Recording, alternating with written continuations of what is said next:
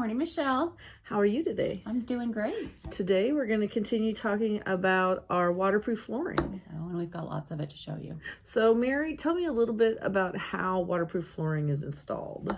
So there's basically two different types of installation. You can either glue it down, which is usually more in a commercial application, or you can float it, which is mainly what we see in residential, which is locked and clicked together. And you want to make sure you find a good floor that locks and clicks together well.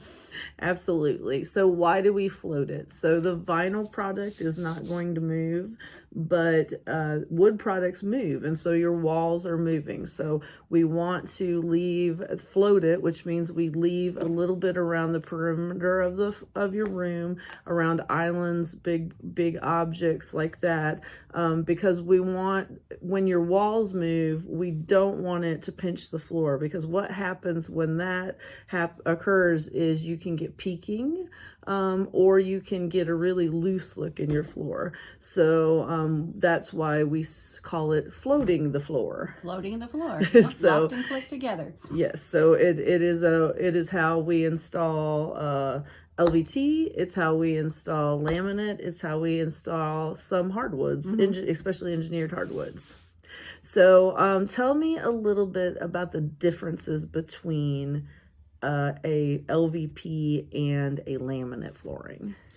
Well, laminate got very popular when people realized hardwood was a little out of the price range and it dented and gouged.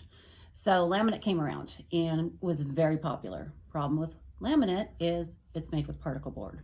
Add water, you get a sponge. So then came out the luxury vinyl, and it's pretty much taken over everything.